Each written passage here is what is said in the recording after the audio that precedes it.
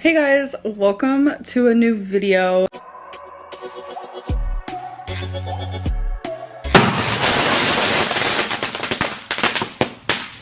I put up another Q&A thing for you guys, so this is going to be part 3. My life now is so different than it was just 2 weeks ago. Today's day 12 of this nonsense, so on Tuesday it'll be 2 weeks. There is a few questions like I want to answer revolving the fall and all that stuff. Actually, it is the right ankle, but I landed on my left leg, like my shin area. There's a huge bruise. Yeah, the bruise is officially turned yellow though, so that is healing. At first, like day 1, day 2, it burned so bad. Like, it was the weirdest sensation. That is honestly the only places that I got hurt, because like I just like fell. I didn't like slide. There was no like blood or like skid marks or anything like that. My phone went skeet skeet skeet like 10 feet away from me. I've also had people ask if my ankle was swollen or bruised. More so swollen than it was bruised, but it was bruised. It was weird though. It actually wasn't bruised until about day 2 or day 3. So that was really weird. So a lot of people are confused about how I got up myself. I can't really get up off the floor without using some sort of like a table to hold on to or like a chair. I can't just get up off the floor like without any sort of like help. And hi, super morbidly obese, but I can go on the floor and get up off the floor myself. I honestly think it was just adrenaline, and yes, it did hurt when I first fell, obviously, but it did not like hurt. God. The noise, the fucking noise that my ankle made. The minute I fell and I heard the noise that my ankle made, I don't think I'll ever forget that noise. It was so scary. And I saw how my foot just did not want to cooperate fully. I immediately texted my girlfriend. Say my name. Jade. I might have been a little dramatic, but I was like, oh my god, I think I broke my ankle. I hate my life. Like, I was super scared. And she was like, where are you? You know? And then immediately after she said, where are you? I actually FaceTimed her. It was a 9-second thing. And I told her where I was. So I told my girlfriend, you turn left, I turn right. We'll meet in the middle. I didn't make it that far from my apartment, so I was like still super close to my apartment. And I said, I'm about to stand up. And she was like, no, wait till I get there. I ended up hanging up and I just got up myself. I FaceTimed Becky, and it was after I got up because I was like, I'm not gonna have her come help me.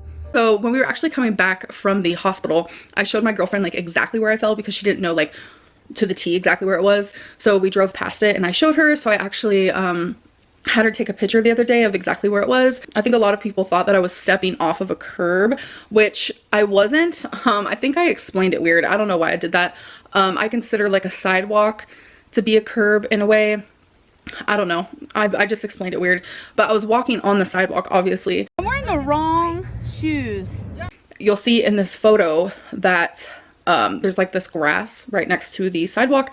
My foot landed half on the sidewalk and the other half of my foot landed like in between the concrete of the sidewalk and the grass, and like a little divot hole situation. And it was this last step right here. I guess my foot got caught or something and I fell.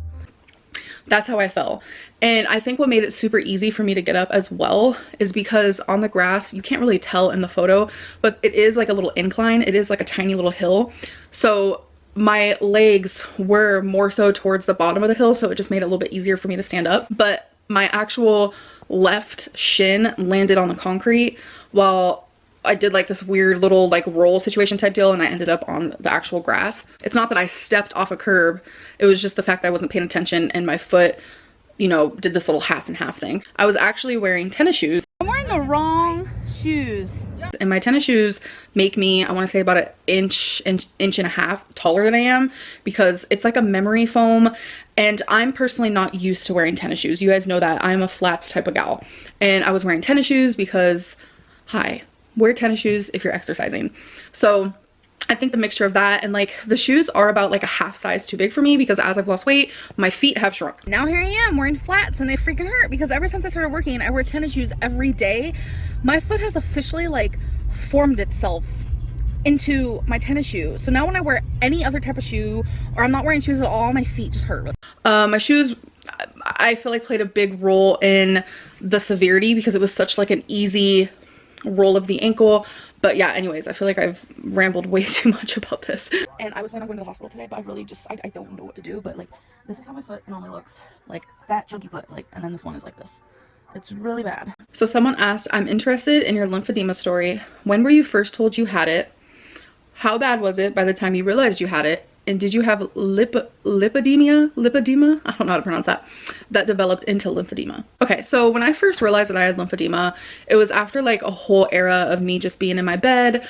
I noticed that after my hysterectomy, the spot that I thought was lymphedema like is no longer there anymore. So I have no idea if that like correlated with my uterine cancer. I have no idea. On my leg though, on my calf, I noticed it a little around the same time. I obviously know what lymphedema is. I've always been aware that it's something I need to look out for. I have never been to a lymphedema doctor, but obviously I have been to doctors who have told me, yes, that's lymphedema. Like they said that on their own, like doctors, medical doctors. So it's not something that I just like diagnose myself with, even though it's pretty obvious. I don't think I've ever had lipedema, whatever that's called. Over time, it's slowly gotten bigger, it's gotten worse, and I think now finally I should stop being ashamed, and I think I have stopped being ashamed.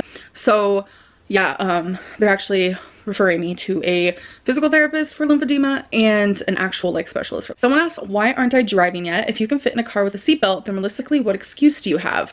Oh, me not driving has nothing to do with my weight. I just, for one, have massive anxiety about driving. Maybe I don't trust myself on the road. Realistically, if I did drive, I would be a good driver. I would be patient. I've never noticed myself to be like a passenger driver who is like super impatient on the road. Becky's getting pulled over. Hello. Hi. How you doing? I'm doing all right. As soon as I looked down and saw I was going that fast, and I saw you turn around, I'm like, I'm pulled over. I appreciate that. If I'm in the car with someone and they're like driving and they're like a road rage type of person, I get like massive anxiety, so I know that wouldn't be me. Moral of the story, I'm just freaking scared. I have an irrational fear for it. People die in car crashes all the time. You're literally sitting, when you think about it, it's really weird. Like you are in a chair, sitting in this box that moves 70 miles per hour. Like it's weird, okay? It's just a fear. Why do you not interact with your own fans at your own book discussion? I tried to make it to where I was part of the discussion. You know, every day I post, we do one chapter a day. So every day I post like my thoughts, my feelings. I make sure to end the post with some questions so there's more engagement. And I'm not gonna lie, the first day I did read comments and there were a lot of bad ones, which honestly shocked me because I see so many negative comments about something that I'm thoroughly enjoying doing.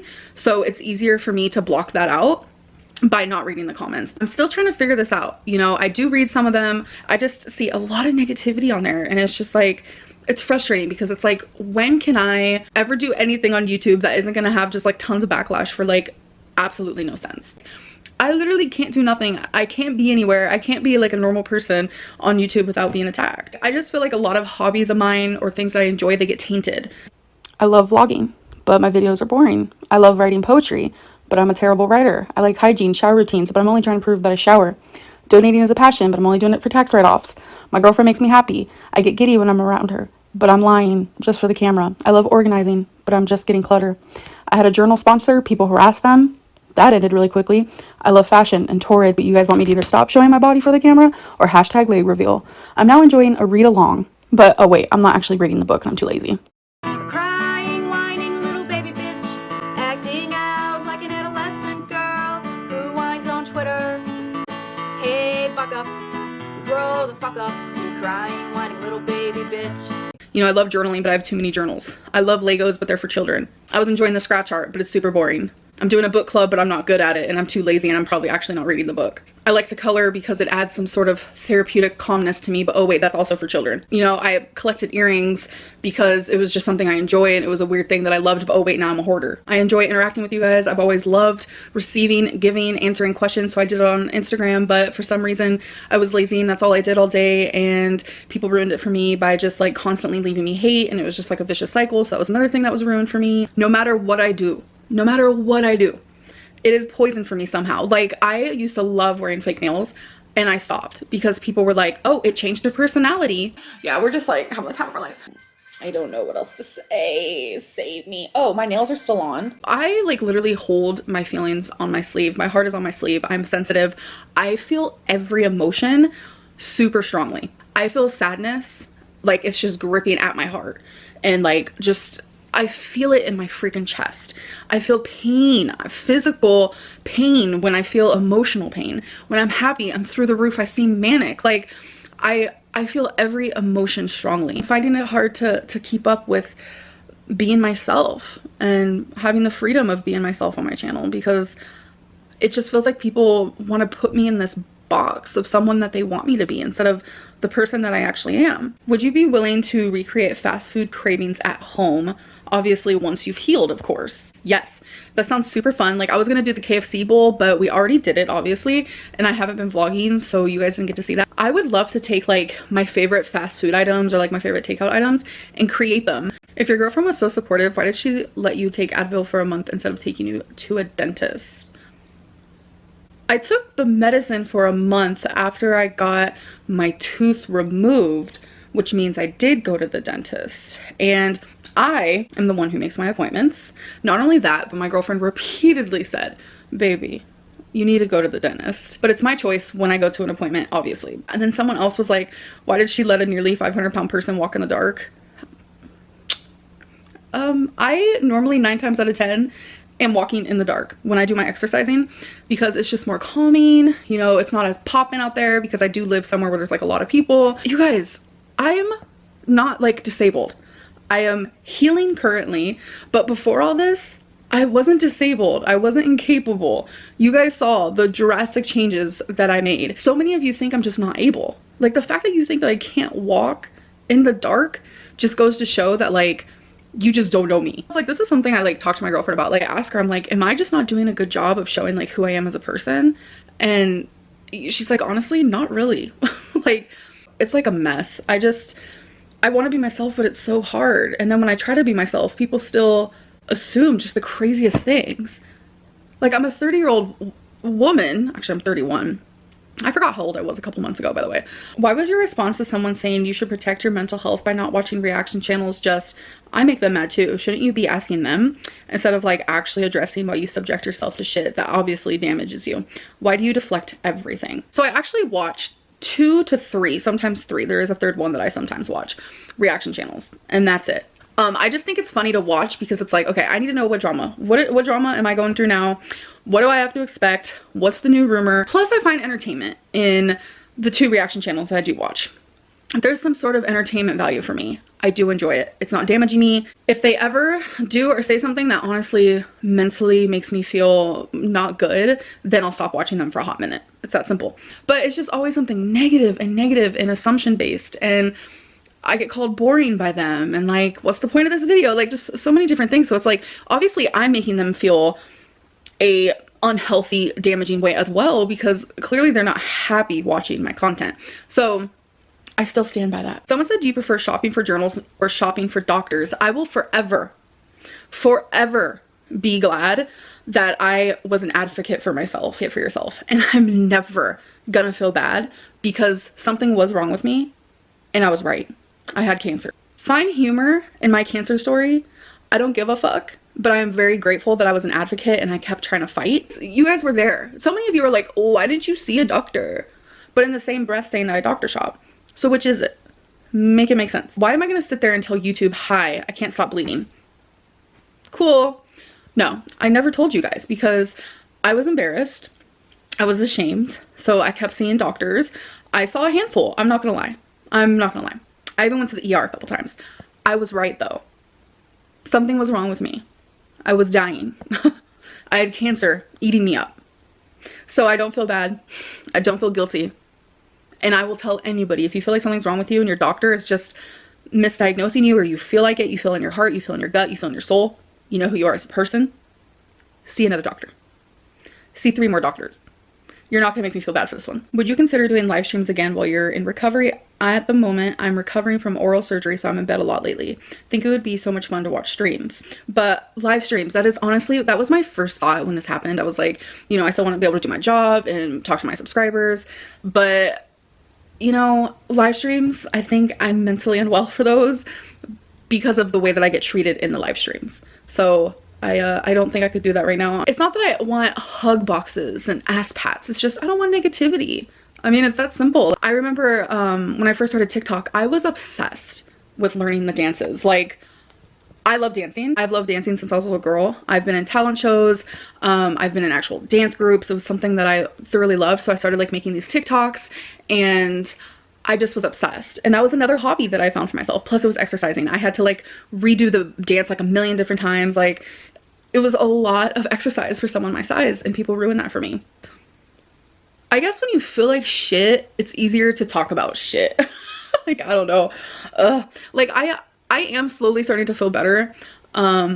It's slowly happening. Like, I'm walking better, etc, etc. I think I'm just like mentally blocked right now. Like, there's so much I want to do, like physically, mentally, like all this time in bed. Like, I just have so many thoughts, like goals and dreams, but then I just have like this big heavy feeling on my chest, and it's very much due to the hate online. A lot of people are always like, how do you handle it? How do you handle the hate? How do you do it? I wouldn't be able to do it. I always told them I'm just numb. I'm just used to it. I don't think I've been numb to it while being bedbound. Like, I told Alex the Shook to fuck off because I was actually really hurt by his video. That's not the Amberlynn that, you know, that wasn't me a month ago. But like, with the hate, it's been happening for so long that I have become immune to it. But for some reason, like, my immunity shot has been expired. I am just putting my foot down, and if people want to call me like a bitch for it, go for it. If you guys want to say that I'm a mean person, go for it. But imagine being treated like crap for years by thousands of people who demean you and spread rumors and are just horrible. It's just horrible. But 9 times out of 10, you just kept your mouth shut because you felt like they put the duct tape over your mouth. You felt like they tied your hands behind your back. You felt like they put you in that cage. That's how it feels to me. And I just never had the nerve to speak up like this. I took the duct tape off. I took the fucking things off my hands and I opened that motherfucking cage because I am tired of it. And it's never gonna end. It's never gonna end. So I either stay weak and immune to it, or I become a bitch and I stick up for myself. I've been asking questions for years and you never respond. You actually changed my life. I was overweight and had been for 15 years. I then found your channel and started watching. Something just clicked and I started to work out and I changed my diet. I lost half of myself and I'm smaller than I've been in a long time. I will forever be grateful to you and will continue to support your channel even if I don't agree with you. I do wish you well and hope that you heal well and get back to working on yourself and your life goals. Shut the Front Door is the username. And I want to say, congratulations. I am so happy for you and I'm glad that I was able to be an inspiration. Whether it be because you're watching me and you don't want to be like me, I'm just so glad that I was able to do it. It's clear to me that you have saved your life in the way that you wanted to, and I'm very proud of you for that. I get messages all the time of, you know, people saying, I watch you so I don't end up like you. Please, please, please use me as that inspiration. Actually, I don't take offense to that or nothing. Yeah, it can be beautiful. I can do a nice winged eyeliner. I got beautiful hair. I got some cute clothes. Like, of course it can be beautiful, but it's not fun. It's not healthy. It's not the way of life that anybody should live. So I never take offense to that. I want to show people that don't get in this position because you can get cancer, you can get lymphedema, you can hurt your ankle and have to chill in bed for days on end. I'm not just a bundle of negative, unhealthy moments. No, I have great moments in my life. I have beautiful moments in my life. But if I could ever be an inspiration for anybody, whether it's because I lost 100 pounds and you're like, if Amberlynn Reid can do it, I can do it.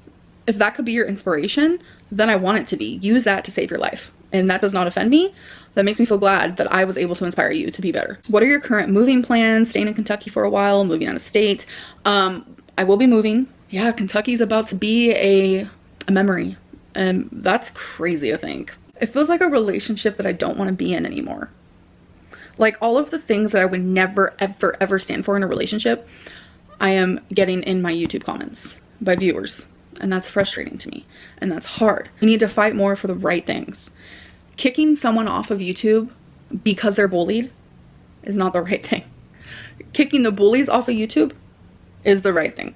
And for anyone who thinks that, then why don't you just get off of YouTube? You're also part of the problem. So, just saying. I just hope that not every single one of my Q&As end up like this, because that's not the vibe, that's not the energy. Instead of me putting on a fake smile, I'm actually wearing my realness here. You know, because there are a lot of times I come on YouTube and I have a mask on, and I think I just finally decided to take it off. So anyways, I'm going to end this video and I will see you guys in the next one. Bye. I'm always trying to see through your flaws, 'cause I know that you got so much more to give.